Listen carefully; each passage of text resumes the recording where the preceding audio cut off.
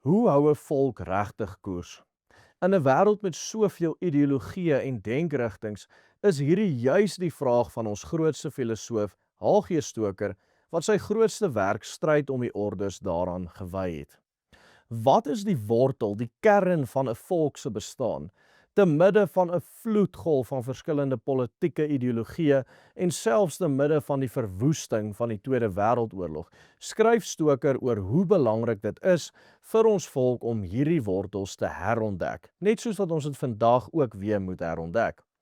Om koers te hou is die regte wêreldbeskouing wesenlik, en sy waarskuwings van toe het nie net waarde vir die verlede nie, maar is juis vandag selfs meer relevant as ooit vantevore. Een van die voordele wat ons voorouers na die groot trek gehad het, was die feit dat hulle in die binneland geïsoleer was teen die liberale gety wat na die verligting die hele Europa oorspoel het. Aan die einde van die Anglo-Boereoorlog, toe ons egter weer onder Britse bewind kom, sou alles verander. Vir meer as 'n eeu leef die Afrikaner volk onder die invloed van vreemde ideologieë, wat nie by ons pas nie, en beveg Christen boere-nasionaliste hierdie verdraaide ideologie hand en tand om ons volk te bevry van kloue wat ons wese en voortbestaan bedreig. So Stoker in Stryd om die Ordes uitwys, was die begin van hierdie 20ste eeu waarboel die Britse liberalisme wat ons volksleiers se denke binne gedring het. Dit het soos 'n fyn mis ons kerke, skole en kultuur bedek. Waar leiers soos Paul Creer skrifgetroue helderheid kon onderskei, het Smuts en Botha begin om te praat oor kompromie en pragmatisme en aanpassing en al hierdie baie liberale terme. Die Brits liberale gees het ons volk se denke verwar en ons beginselsbewustheid heeltemal verdof. Maar liberalisme was net die begin. In die 20ste eeu was ons volk ook gekonfronteer met verskeie reaksionêre stelsels teen die liberalisme: kommunisme, fasisme en nasionaal-sosialisme, die drie sterk denkrigtinge of ideologieë in Europa van daardie tyd wat teen die liberalisme gestaan het, met nasionaal-sosialisme en fasisme wat selfs teen die kommunisme gestaan het. Elke keer het hierdie ideologieë soos blinkwaaiers uit Europa na ons stoep toe gekom en elke keer was daar 'n groep Afrikaners wat begin glo het dat dit die oplossing vir al ons probleme sou wees, net soos vandag. Maar soos Stoker reeds in die 1940s geskryf het, ons volk het kennis en 'n goed onderboude wêreldbeskouing nodig om hierdie stelsels die hoof te kan bied. Stoker basyn sy waarskuwing uit aan die hand van die skrifwoord in Hosea 4 vers 6. My volk gaan ten gronde weens 'n gebrek aan kennis. As ons nie leer om Bybels te onderskei nie, word ons soos 'n trop skape, eers agter die Engelse liberalisme aan en dan agter die verleidings van sosialisme en fasisme van die Germaanse wêreld. Sonder vaste rigting, sonder die lig van die woord van God, loop ons blindelings die afgrond in agter elke nuwe tydsgees. Die enigste manier om koers te kry, sê hy, is om te weet wat elke stelsel werklik beteken en dit skerp te vergelyk met die boeregeloof van ons voorouers. Die wêreldbeeld waaruit ons volk voorgekom het en waaruit ons nog altyd ons krag as 'n volk geput het. Reg aan die begin van die stryd teen die ordes, nog voordat hy in diepte begin analise doen, gee Stoker 'n kort oorsig oor die kernprobleem van die vier oorheersende politieke stelsels, wat ook wesenlik was tot die skeidslyne kenmerkend van die Tweede Wêreldoorlog. Die liberalisme, wat in Wes-Europa en tot 'n mate ook in Amerika posgevat het, sê die individu is alles. Die individuele mens is sy eie heerser en sy rede en sy regte staan bo alles en almal. In so 'n wêreld is godsdiens op sy beste net 'n privaat saak en die staat word losgemaak, heeltemal losgemaak van God. Dit is waar hierdie sogenaamde separation of church and state vandaan kom, waar die liberaliste vir jou sal sê, moenie jou politiek meng met godsdiens nie. Kommunisme, wat in Rusland weer oorheersend was, sê die klassestryd is alles. Ekonomie en produksie bepaal die kommunistiese lewensuitkyk. God is heeltemal uitgesluit en die mens word in wese gereduseer tot 'n rad in die ekonomiese masjien. Fasisme, soos dit in Italië beslag gevind het, sê die nasionale staat is alles. Die volk moet ondergeskik wees aan die geslag van 'n sterk leier en sy party. Dis nie die volk wat 'n staat vorm nie, maar die staat vorm die volk. Daarom moet kultuur en godsdiens altyd buig voor die staat se doelwitte.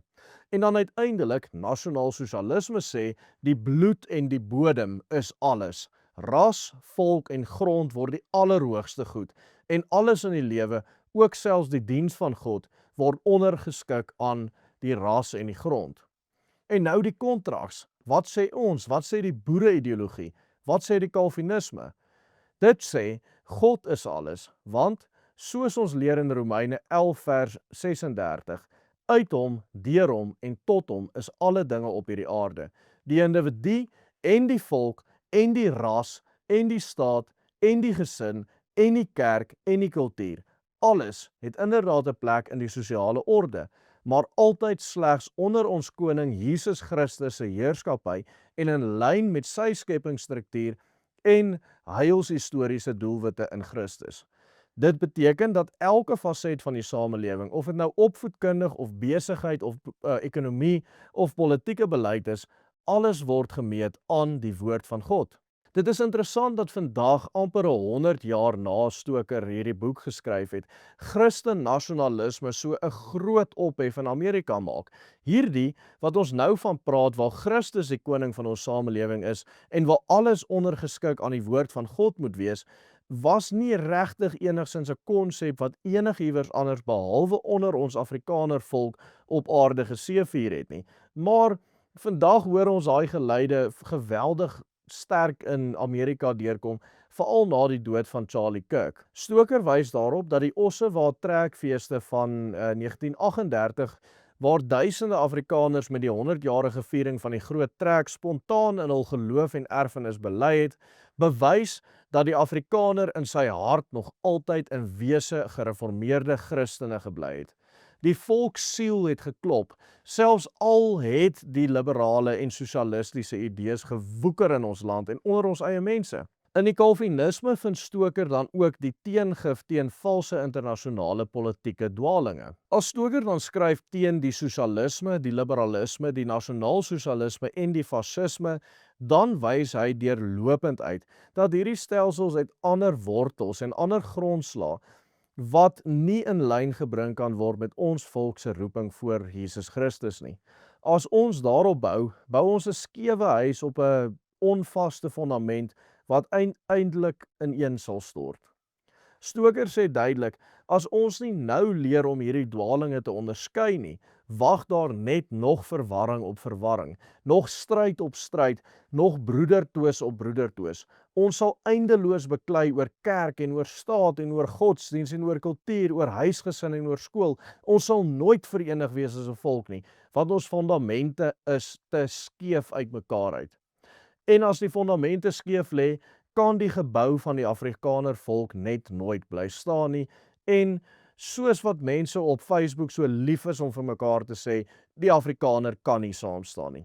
Wat verstommend is hoe Stoker dan uitwys dat elke politieke krisis nie slegs tot politiek gereduseer kan word nie. Die ware krisis lê dieper, op 'n geestelike vlak. Die stryd teen korrupsie of swak regering is altyd meer as net dit. Dit vorm deel van 'n dieper geestelike stryd teen die bose, wat alles wat goed en mooi is wil vernietig. Aan die een kant hoor ons die stemme van liberalisme en sosialisme en aan die ander kant die stem van die God van ons vaders. Hier kan ons egter nie neutraal bly nie. Ons moet besluit, gaan ons die wêreldse ideologieë volg of gaan ons Christus as koning erken oor elke enkele terrein van ons lewe, van ons staat en van ons volk? Dit is in wese die keuse waarvoor ons as volk vandag ook gekonfronteer word.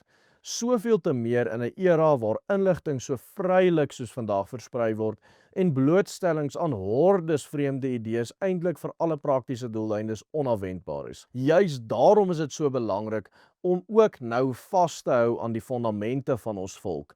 En wat 'n wonderlike geleentheid bied die oop verspreiding van inligting in die era van die internet en sosiale media ons nie juis ook om die regte idees te herwaardeer vir die uitdagings van ons eie tyd nie. As ons mense terugkeer na God se openbaring, na die Bybelse fondamente van ons voorgeslagte, slegs dan hou ons koers as 'n volk. dan sal ons nie verdeel word nie. Dan bou ons nie meer op die sand van vreemde stelsels nie, maar op die rots van alle rotse, op God se woord. Dan kan ons vaders bou aan 'n toekoms vir ons nageslag, wat vry en standhoudend is, nie omdat dit aanpas by die wêreld nie, maar omdat ons in Christus Jesus ons volkskap bou. Die keuse lê voor ons. In 2025 is dit duideliker as ooit. Nie net die ANC en die EFF met hul pan-Afrikanisme nie, maar ook die Anglo-liberalistiese van die hoofstroom media en die DA en verskeie ander burgerregte organisasies vorm 'n eksistensiële bedreiging vir ons volk se godsbeeld. Hierteenoor is Stoker se pleidooi vir 'n ander pad. Die pad van Afrikaner Christelik nasionalisme, so relevant soos ooit. Want op hierdie pad leef ons ook in die 21ste eeu, nie soos slagskape wat agter die wêreld aanloop nie, maar soos oorwinnaars in Christus wat weet waarheen ons as 'n volk op pad is. Hier by die Willem Petzer groep is ons onomwonde verbind tot hierdie beter weg. Hierdie videoetjie is deel 2 van 12 wat ons maak oor H.G. Stoker se stryd om die ordes. As u wil kan u die boek aanskaf en u kan hom saam met ons volg en ons gaan vir u deel vir deel hierdie boek verduidelik en hoekom die boek so ongelooflike belangrike kennis is wat ons nodig het as ons ooit Afrikaner eenheid wil sien. Kyk gerus deel 1 deur op net hierdie skakel te klik wat hier op die skerm verskyn en maak ons hande sterk deur 'n betaalde lid van die Willem Petzer groep te word om ons te help om hierdie video's te maak wat die harte en verstande van mense verander. Volg net die stappe op die banner onder aan die skerm om so te maak. Totsiens en God seën u elkeen ryklik.